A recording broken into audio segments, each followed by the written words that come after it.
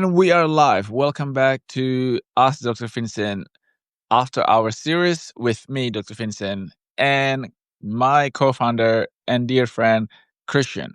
So, Christian, how are you doing today? I am very well, thank you. We've had an exciting week.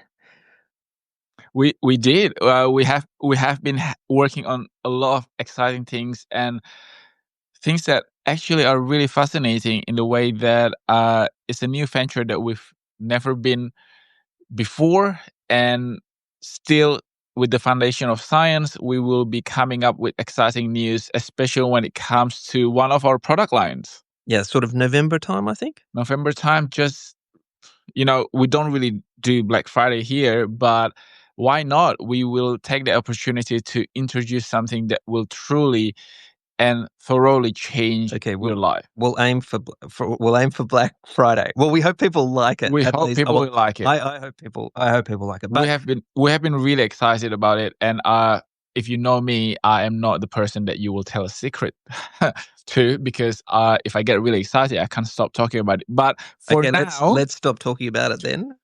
For now, I will keep my mouth shut about it. Okay. The other really exciting thing is this is actually our 6th episode, isn't it? This is our 6th episode, and thank you so much for those of you who have listened, subscribed, download. So people have been listening and subscribing. People have been doing that, and not only that, people have been sharing our episodes, because I've been getting a lot of DMs as well as messages, and some of my friends and friends of our friends have been telling me that I discovered this podcast. And I was so surprised, because usually I'll be the one who is spamming your WhatsApp and emails and telling you that listen to our podcast. But now, after the 4th episode, people have been coming up to me or messaging me and say that I really enjoyed that podcast. I really enjoyed that conversation, which is amazing and humbling and completely amazing. We're very, very grateful. And in response to our episodes, we have been getting a lot of questions. And so is it time to do some of these questions? I think so. Should we do some of these questions? We should. And I thought we've been saving them up since the first episode. Two A4 pages, and I can tell you, it's actually and this is not all of it. I don't think we'll do all the questions. Christian, you can be the curator of this question. We will do some of the questions, because we've got actually something really important to talk about that I think is super interesting as part of the podcast today. But why don't we knock off some of these questions, and maybe we'll do some more questions at some other time as well. Let's do that. Okay, cool. We've got a whole series of questions about children's skin health. Super exciting topic. But that's okay. That's okay. People are interested, so we'll do it. We'll do it. So I guess let's start with, do kids really need skincare routines? They do, but not in the way that we have been marketed for. So it is not something that should be too complicated or elaborate. Obviously, it needs to be part of the hygiene routine. So cleansing. And especially during winter, or when you use a lot of heater, or when people are out there in the sun, they need to moisturize and sunscreen. What should you wash your child's face with? I mean, some really gentle cleanser. So water is always a good choice. You don't necessarily before all of the skincare being marketed to us, people use water to cleanse their face and also their skin. So water is a will that get the dirt choice. Sorry? Will water get the dirt off? And should it be warm water or cold water, or what sort of water? So room temperature water, just normal water. Warm water is good to start the cleansing, but then you always have to end with cold water, especially as they grow up into teenagers, where they may be developing acne or pimples, stuff like that, because the cold water really helps the skin to not lose more moisture and hydration, but gentle cleansers. So a lot of cleansers are formulated to strip away the oil, the natural barrier of the skin, under the pretense of deep cleansing, which is what we are being normalized to think that you have to really clean your face to make it healthy, but that's not necessarily the So case. is children's skin, it's more sensitive or delicate than adult skin then? It's not necessarily more sensitive, but it's a lot more delicate. Okay. So you want to be a little bit gentler Yes, and I with it. don't. You're not using a scrub or a volcanic mud or something on No, on your skin. and I know that we sell serum, but I will be the first person to tell you, do not that it's dangerous. It's just that it's not something It's that just not. They don't need it. they don't need it. I mean, we formulate our serum to fight signs of aging. Why do a 11-year-old need to do that? So really, is it if you want, help clean your kid's face and that sort of stuff, just that normal thing? It's water or some sort of light Water, gentle cleanser. Our cleanser is fine for kids, and the moisturizing a cream, and if they sunscreen. And sunscreen's and the thing. sunscreen. If they are, Sunscreen's the thing, isn't it? Really? It is. I don't know if you know this, and I don't know if we've covered this before, but 70% of your anti-aging routine, again, not this kids need anti-aging, but 70% of your anti-aging and skincare routine is actually rooted in protecting your cells and skin tissues against the radiation, including UV radiation. Okay, so as kids, we got this question about acne, because that's teenagers are kids as well. What should how should parents help their teenage kids with acne? The first thing that they need to do is to make sure that they don't emphasize and make the insecurity grows even stronger, because already they have to deal with a lot of things, and unfortunately acne does impact your confidence and self-security, because I know this from experience, because I suffer from acne as well as rosacea. So the things that I wish my mom didn't say was like, stop eating junk food, or wash your face, because I've been doing all of that. Unfortunately, acne is something that is a lot more complicated than that. It has the hormonal aspect, it has the stress, and it's like a vicious cycle. The more you think about it, the more you get stressed about it, the more issues that you will have with acne. So I do think that it is important for parents to explain to their kids that this is not a permanent issue. In most cases, people grow out of it, and it is just part of puberty, part of your body is changing. And I do believe that And people with really bad acne, they go to dermatologists, and then there's special like steroids and stuff that the dermatologist can in some cases, prescribe, like real medication. in some cases, people do need medical pharmaceutical intervention. But I do believe that But it has to be really bad. In majority of the cases, people grow out of it. And I would have to say that I don't know the statistic off the top of my head, but I would say that probably 95% of people going through puberty would have some sort of issues with their skin when it comes to acne and pimples. And as parents, you need to explain it to your kids that it is normal. And if you do have experience with bad skin yourself, I do think that we need to normalize parents talking to their kids about their skin health, because it's not necessarily that you need to tell them that you need to cover your makeup and stuff like that, because they need to see they need to have a real talk about skin health that is beyond vanity. Okay, so we've also got one that sort of connects to both of those questions that came in, and this I think is also applicable to adults, and that is, are natural products always safer for children's skin, or is that a myth? Why don't you? I mean, our active ingredient is all natural, and we're very firm about keeping that fact. And our active ingredient is technically edible. Not that you should eat our skincare. I'm just saying that it is so safe that it's technically edible. What I'm saying is that but natural products, when people come out with like a natural product, or they say on the label, an all natural product, does that mean that it's good for children or adolescents, or in fact adults with sensitive skin, or is that a myth? That's a myth that things can be actually made that are better.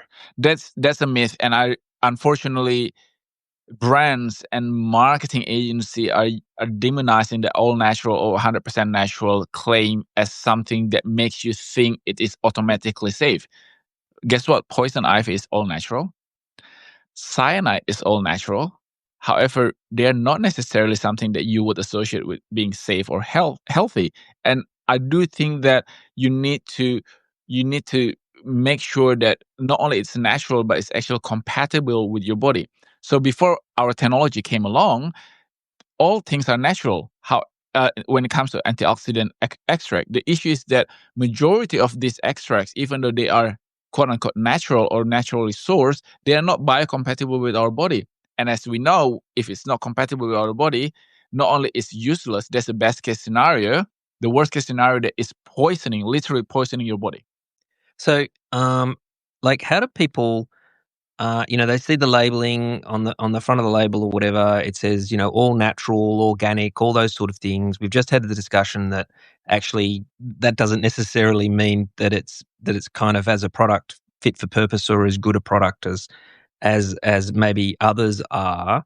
So there's a bit of marketing in there. How do people know what's kind of good for their kids, their teenagers, and in fact themselves? Because you have to. There's various regulations about putting the ingredients on the back of various products. The Here in pedigree, Australia, the pedigree of the company is very important because you won't know what the names of those various things are in the ingredients, and it's impossible to. I know that. I mean, can you look that up? Can you just Google it all? You can look it up, like and you 20 different ingredients or something. You can look them up. As a matter of fact, there are apps or websites that helps you to navigate through the different ingredients and whether or not they are 2 out of 10 in terms of safety and things like that. Have. We should have a Renovatio, an apple a day app that tells you, what products are. We should, and it could be Dr. Vincent certified or things. Yeah, something like that. Anyway, that's a good idea. Okay. However, going back to the topic of the question, when it comes to how do you know, unfortunately, it's very hard to know. I do believe that sometimes you really need to do a little bit more digging in terms of the pedigree of the company, or find a good company and just sort of stick to it. And unfortunately, in a lot of cases, it's a little bit like you need to try to believe it. And I mean, except for the serum, obviously, because that's not suitable. You use our products with your daughter. Yes, who's a toddler. Who's a toddler, but I've been using that on Olivia, like our hand and body cream, especially since she was an infant. She was a baby, so I do believe that. So with skincare, you want to look for companies with that sort of pedigree, where the person who makes it will use it on their own kids.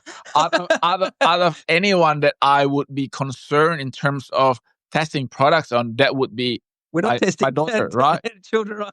We're not testing on animals, but we're testing on my own kid. No, okay. Well, We're not doing that for clarity. Yes, let's move on quickly. And I guess in the last sort of thing of this, and this was all about skin health. People are very worried about their skin. Anyway, it is the largest organ in our body. Very, very true. So how much of good skin health is genetics versus sort of environment versus kind of what you can control, your routine and all that sort of stuff? This is always the conundrum, right? Is it nature versus nurture, or can you change it? And I do believe that the genetic aspect is the baseline. Obviously, some people are born with the propensity of having good skin, and some people are a lot more at risk at developing acne or scarring or premature aging when it comes to the collagen and elastin structure. However, environmental aspect and how we deal with our skin health, how we nourish our skin is also very important, especially from the inside. People nowadays understand that skin health is also from the inside, but for the longest time, people only associate skin health with what you put onto your skin. And I'm very glad that we're moving away from that sort of kind of approach and more of a holistic approach when it comes to addressing our skin health, especially when it comes to inflammation, because inflammation, whether you like it or not, is part of your genetic and it's part of the environmental factor. Both factors, internal and external, can cause inflammation. And if we can address these inflammation issues, you solve 70 to 80% of the problem. Okay. So the other the other question that came in that was kind of interesting on skincare, and this isn't just for kids or young people's skin, this is for kind of for everyone, was about why products are so expensive. Why skincare products are so expensive if they don't actually work better. Well, sometimes you pay for the ambassadors or the celebrity endorsers of the product. Sometimes you pay for the packaging. But in the case of ours, you actually do pay for the ingredients that is expensive to make. So I wouldn't use a broad brush stroke to characterize that expensive skincare is not necessarily better for you, or that you're paying for just the marketing or So packaging, should because celebrities, should we be pretty cautious about celebrity endorsed, some celebrity endorsed products? I do think that when you have the likes of the Jenners and the Kardashians and perpetuating Like that. they're not making their own skincare. It's some factory somewhere and they're just And being not paid only for that, they're marketing. selling they're selling say a lip care, and then they say that, this is how, this is not lip care, by the way, a lip care, and then this is how I changed my appearance from A to B. But in between that, there were like 12 surgical procedures. So I really do think that authenticity is important, and communication from the brand. We are very open for people to ask questions. We are very open in terms of recognizing there are other brands out there with amazing, fantastic science backed It's ingredients. about Like, being science backed, isn't it? that's correct. Yeah. And on the same sort of wavelength, maybe you want to not necessarily be buying the most expensive skincare, but you probably don't want to be buying the cheapest either, do you? No, because there is a level of you get what you pay for sort of kind of mentality. So really, for something, I'm just generalizing. For something that you can have a level of confidence in that, okay, this is a well formulated cleanser. This is with good ingredients. This is a good moisturizer with good ingredients. This is a serum with good ingredients. Around, in Australian dollars, I guess, around what sort of mark should you be paying for those things? I mean, there's a number that it's impossible to make a quality product Yes, I mean, kind of under. just compare the price to water. You can't have a bottle of serum that basically has the same price with, I don't know, a soft drink, or a bottle of mineral water. So when it comes to cleanser, I would say that anywhere between maybe $25 to $35, depending on the volume, the quantity that you get your cleanser in. And when it comes to serum, I would have to say that anything below the $35 mark, you're not getting anything that's actually useful, because majority of serum comes in a very small quantity, and a little goes a long way. But you need to really pack that uh, powerful ingredients into the tiny drops, and you need not only science, but you only need good quality ingredients to make sure that you're delivering everything that you're promising. And when it comes to skin cream, I would say that it's anywhere between maybe $30 to $50. It really, again, depends on how much you're getting in terms of the volume per packaging. And a So lot of, these are kind of the minimums for having something that um, is more likely than not to have some of the right ingredients in it, that's or at correct. least some of the functional ingredients. Because functional ingredients are actually expensive, aren't they? They're expensive, and I mean, we have been very lucky. Renovati has been very, very lucky in the way that majority of the research have been done prior to us founding the company. So we don't necessarily. Thank you, Newcastle University. Thank you, Newcastle University. We don't necessarily charge you customers for our R&D, and having a scientist in house, yours truly, really helps in terms of formulation, because I do believe that when it comes to skincare, a scientific approach is the best approach, because I am not someone who is too patient when it comes to seeing result. I want skincare that shows result almost immediately and almost instantaneously. And the only way to achieve that kind of effect and properties is by using science. Okay, last skincare question, because we've done this to death today. But it's kind of an important one. and that is what's kind of the number one skincare mistake people can be making on a daily basis? Just not wearing sunscreen, or is it something else? No, I think Because I don't wear sunscreen. I think it's a little bit more foundational. I choose to ignore that comment because that warrants a whole full episode. But to answer your question, Well, I wear sunscreen if I'm like going to the beach or something like that. I just don't put it on every day. again, that warrants its a full episode because I can talk for like 4 hours when it comes to sunscreen. As a matter of fact, watch out for November. Let me answer your question. Let me repeat the question and let me answer it.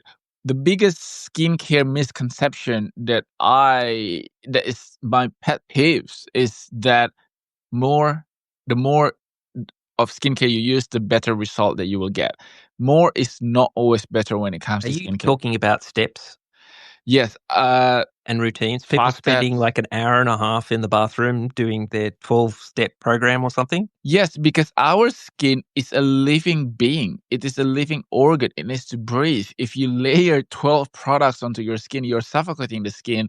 And I really do But think do that people enjoy doing that? I don't know. some people do, and some people probably not naturally, but they are being conditioned to think that you have to do these steps to achieve a glowing, healthy skin. I have to say And to that kind of be ready for the day. So it's a bit psychological, isn't it? it's a bit psychological, and also people like doing stuff to achieve something, and they feel that Even if they're not achieving it.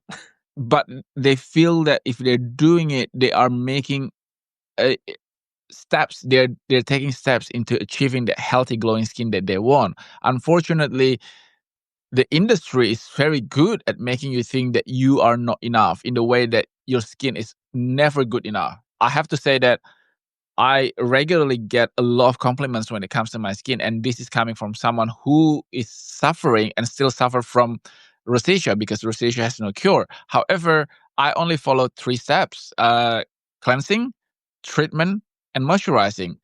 And I do believe that hydration, nutrients, and sleep are very important. Those are the things that people ignore because those are not so kind of sexy to talk about. Like, it's not really sexy to talk about drinking enough water or having enough sleep. As a matter of fact, we need to have an episode on sleep. Okay, and do people with fewer or no kids have better skin than people with kids? Are kids a major stressor for your skin? I have to say, That's my question, by the way. from personal, I know it's not on the list. From personal experience, I have to say that the first year of Olivia being born was actually really tough on my skin because of the sleep aspect. I have to say that nothing really negatively affects my skin more than the lack of sleep because I happen to think that sleep is my superpower, and that is probably one of the foundation of renovative success in terms of getting enough sleep and can sleep anytime, anywhere, and stay asleep despite of the weird hours. The problem when you have a kid is that I worry too much about her not sleeping enough, not feeding enough, or like, oh my god, is she breathing when she's asleep? So that worriness really affected my sleeping This is pattern. like the first time dad type thing going on. Yes, and as a matter of fact, what I learned is that the worrying never stops. It changes. What the things that you worry about change, but the worrying, the fundamentals, foundation of worrying when you have a kid remains. So maybe that's an open question then. Is having kids good for your skin? Everyone can make their own decision. Look, we have a whole lot of questions on AI because we talked about AI a bit and that sort of thing. But if we do those today, we won't get to the topic of what we wanted to have a chat about. So I might leave those for next time, and we can talk about some AI, Yeah. artificial intelligence on the next podcast. Some questions that Well, our that last came episode in. was about AI, and probably you would probably agree with me. The first majority of the question that we've received have been around skincare, and number two, it appears that it is around AI. People like asking questions about skincare. Maybe we need to talk a bit more about how our diet, the dietary activated phenolics a bit, so we get more questions on that. But people have been asking a lot of questions about skincare. It is, again, the biggest organ. The other thing that I also want to, this is a nice segue into our main topic today. I always talk about how our body is made up of trillions and trillions of cells, and how when we look after our cells, we look after our health in general, because human body can regenerate, can recuperate a lot better, a lot more efficiently at the cellular level. By reducing inflammation in our cellular system, you're encouraging our cells to function better, to regenerate better, and to basically manifest this good quality of health in our body, in our organ. But there are two things that I want to talk about that today, is that the number of cells in our body is majority made up not by our cells. These trillions and trillions of cells is only Aren't we all made up of stardust or something?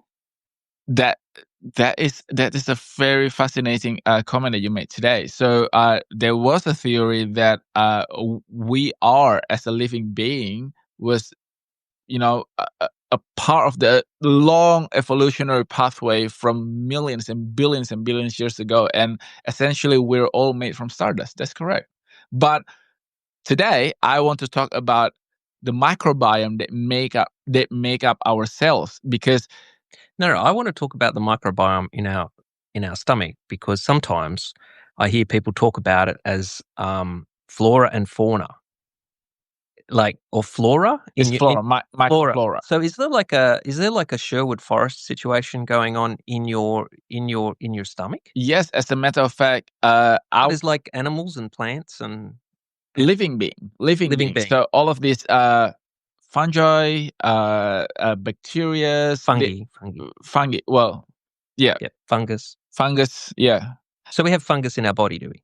Yes, we do That's have part of our microbiome. That's part of our microbiome environment, because the ratio between our own cells and all of this microbiome is actually 1 to 10. We have more microbiome cells compared to our own cells in our body. So is it all fungus? Is it all No, do we all have these like microscopic mushrooms growing inside us?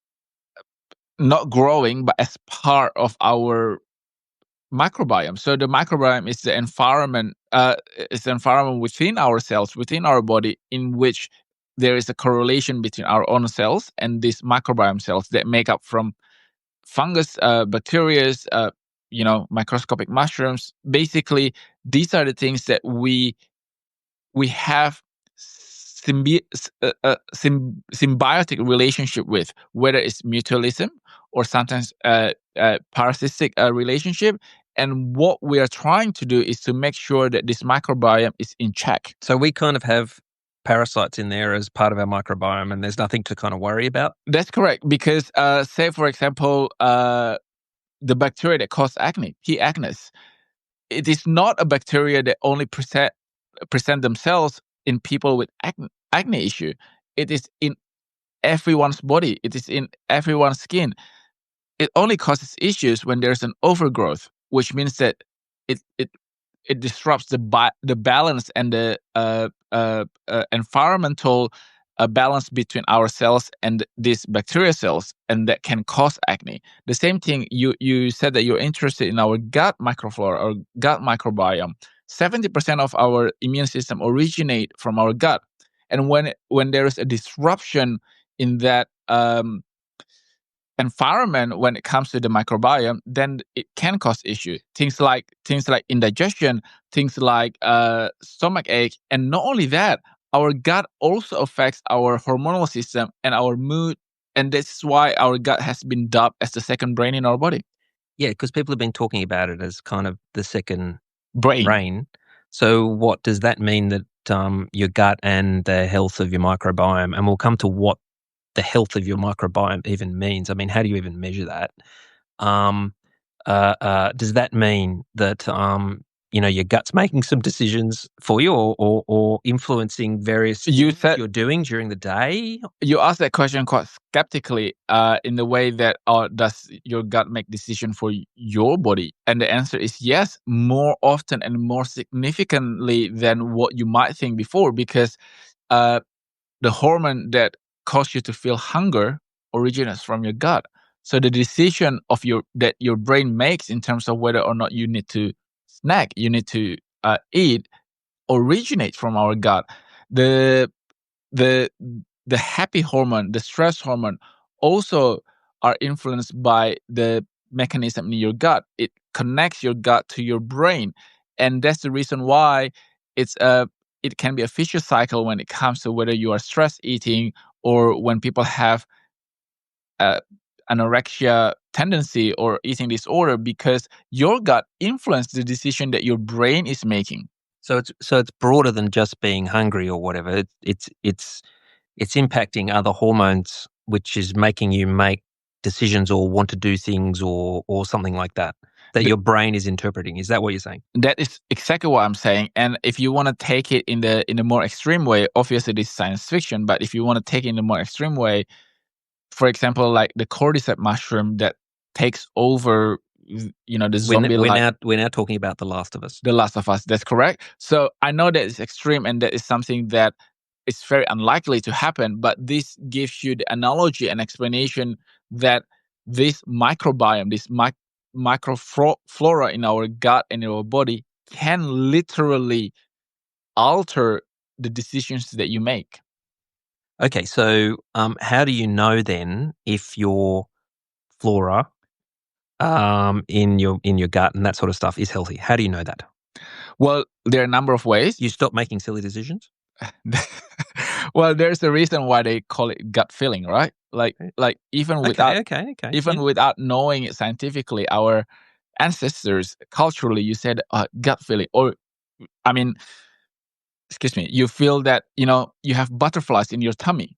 So that's the reason why people call it that, because without knowing it, subconsciously we know that our gut has influence when it comes to our life and making decision.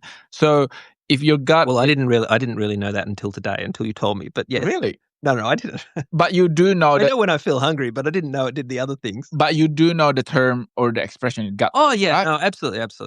And what I'm saying is that when your gut is unhealthy, when it comes to you have constipation, or you have indigestion, or when you are constantly feeling that you're hungry or tired because of your insulin level spike and crash, I think that it warrants check an investigation when it comes to your gut health.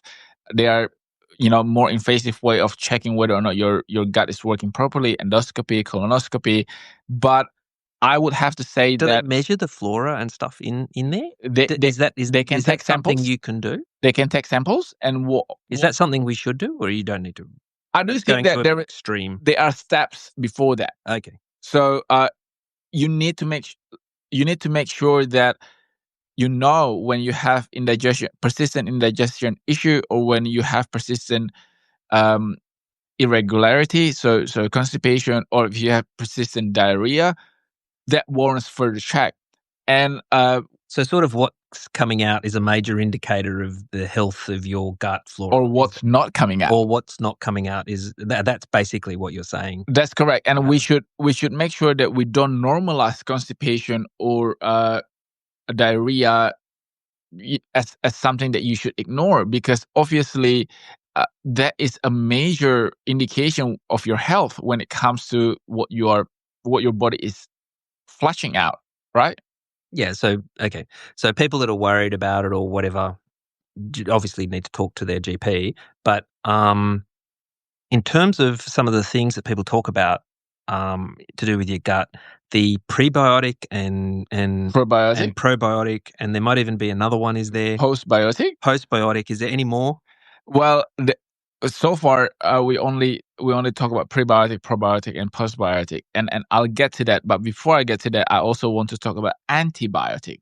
Oh, okay. The issue with all of this gut microflora is that when you take antibiotic, and especially when you take it without prescription, unwarranted, or that you don't finish your prescription, the issue is that you're basically nuking your gut microflora, because in majority of the case, this antibiotic is like a nuclear option. It's not very precise. It kills everything, right? So when people ask me, should I take probiotic every day? The answer is no, not really, because probiotic is just one of, and it's not the biggest portion of the gut microflora.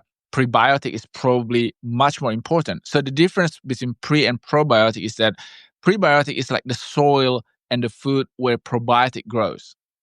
Probiotic is the live bacteria, and postbiotic is the product of this live bacteria. And the reason why people think that, okay, let me just take probiotic, is because they think that we they just are. do that slowly again, because that is the most interesting thing I've heard all year. I didn't even know that, like the difference pre and Pro pro and post. and post. So the pre is like, The pre is like the soil and the food where so the that's like probiotic grows. so that's the preparation. That's the really important thing. If you don't have that, It doesn't matter how many how much capsules of probiotic whatever or yogurt that you take. you won't be growing anything. That's correct. So you need to make sure that the environment of your gut and intestine is conducive for the probiotics to grow. And probiotic, being the live bacteria, are not necessarily something that you need to replenish every day, because it should be part of your healthy gut microflora environment. It because they're alive, they can replicate, they can procreate, they can repopulate your gut as long as the probiotic is there. So I should know this, but our activated phenolics product, is that pre, pro, or post? What is that? It's prebiotic. That's a prebiotic. That's the prebiotic, and it's a very unique prebiotic because it is the combination between oligosaccharide and pectin. So this is one part of the invention, in that we create an entirely new type of fiber from apple fiber. When you say we, you mean you. I meant me. Yeah. So Renovatio has access to this very proprietary and very unique type of prebiotic, oligospectin, in which that it is really easy for your body to process, but it is resistant to digestion. Because the reason why it needs to be resistant to digestion is that for fibers that your body can break down and digest, it will just turn into sugar. So it needs to maintain itself and the structure integrity to be used as a growing substrate for the probiotic. And that's the reason why a lot of our customers, after taking our product, they say that they no longer need their probiotic or good bacteria supplement, or taking the probiotic supplement separately, because they don't feel that their gut needs it. And that is the best and most natural way to grow your gut microflora, by just providing the environment in which your good bacteria can thrive. And now that is kind of explaining to me the feedback that we often get, that after illness, or as people are recovering from a bad illness or something like that, and they take our product and they start and they feel better while they're taking it. It's not necessarily treating the illness. Is this what it's? But it's not a medication. But is this how it's helping? Is this part of how it's helping? So the inflammation is one part, and making sure that your gut microflora is thriving, because especially after recovering from major illness or surgery or major infection, the first thing that your body needs is nutrients, right? And people are taking lots of antibiotics and that sort of stuff, which is wiping out the prebiotic stuff. Is the it? Probiotic, that's the correct. Probiotics. So the probiotics then need the prebiotic to come in and grow back. And understand, this is very sensible. Without this healthy environment of probiotic and prebiotic, it will hinder your body's ability to absorb nutrients. Especially when people are recovering from major illnesses, they need these nutrients to rebuild themselves, to rebuild their health. So by making sure that you're looking after the functions of your gut, it will actually speed up your recovery. And that's the reason why a lot of people, when they first take our product for the very first time, especially for the first 3 days or 1 week, the first thing that they notice is that their digestive system improved dramatically. Wow, and that's the combination of the prebiotic effect And the and the anti-inflammation anti-inflammation. and supporting the gut microflora. So, which brings me to the postbiotic. So, postbiotic is a marketing term. So, postbiotic is basically referring to the result of this interaction between prebiotic and probiotic. Again, it's not something that you actually need to supplement your body. It is part of a natural process. So the if you flora produce something. That's correct. And what is it that they produce? Little chemical things? Chemicals, lactic acid, butyric. Is that where lactic acid comes from? No, it's not. It's not only that. Lactic acid can also come from your muscle activity, but that is also part of the metabolic result of your gut microflora activities. And I do think that it's important. And I just want to break this down scientifically. It's not something that you need to be supplementing your body with. It's almost like if you do everything correctly, this is a natural result of your healthy gut microflora activity. If you build the garden with the prebiotic grows, the flora grows, and then your body just handles the postbiotic. It doesn't need any extra postbiotic. No. I mean, if you really want to give your money to, big pharma and big brands, just give it to us. Yeah, it doesn't even make sense for someone to market a postbiotic thing. That's really bad. That's really bad. That's really bad. Lying. It's almost like you're already taking probiotic and prebiotic. Now let us think of a way to sell you more products. That's really bad. I didn't know that. So, and I've been seeing more and more postbiotic products recently. Sort of thing. So stick with a good prebiotic, and then what's a good probiotic? Yogurt, basically. Yogurt. I do think that sometimes after taking a strong course of antibiotic, you do need a high strength probiotic supplement. Which we don't sell. But I'm not discounting the need of it. What I am challenging is the notion that you need probiotic supplement every day. I don't think that's healthy, because you are basically making your body reliant on this supplement while it should actually be doing it itself. So I heard a rumor that beer was probiotic. Is that true? No, that is not true. Okay, is wine probiotic? Not really. Oh, okay. This is all terrible news. So they use fermentation, which uses yeast to do the fermentation, but the yeast is no longer live when you consume it. And how about something like kimchi or kimchi? Kimchi is both prebiotic and probiotic. Sauerkraut, for example, and gherkins. You buy the gherkins and pickles and that sort of stuff. Yes. However, there are two types of fermented product. There's a quick fermentation. Yeah. And also there is a natural fermentation. So which is the best one? The natural fermentation is always the way to go. Not just because it's natural. It's mostly about one of our good friends, who is the founder of Table 181, Delhi, which is probably the foremost expert when it comes to kimchi and fermented food, as well as soy sauce in Australia. And the difference between the quick pickle and the natural fermentation is that quick pickle usually just use acid to give you that flavor profile, but it doesn't actually necessarily have the bacteria that can help with your gut. Okay, and our ACV, so our apple cider vinegar, is that pre or probiotic? It is both pre and probiotic. It's both. That's the reason why it takes a while for us to produce our ACV, because we do ferment it naturally, we retain the prebiotic, and we also make sure that it has the probiotic that helps to fortify your gut and intestinal lining. Okay. The prebiotic aspect of it is a lot more than the probiotic.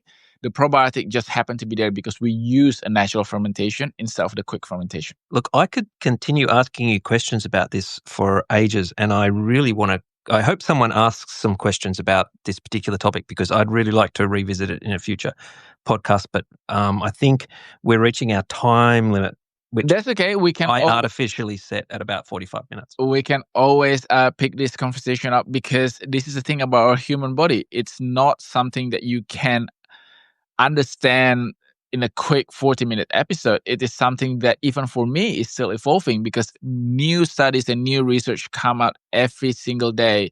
And I think one of the indication that you're a good scientist is that you're always open to learning. And I do believe that knowledge is power, and by learning, we are empowering ourselves. And that's basically what we want to do because we want you to know better, because we know that when you know better, you choose better. And on that note, Christian and I would bid you adieu. Until next time, please keep supporting us, listen to it, download it, and share it with your friends and family. I will see you next time. Have a great day. Bye bye.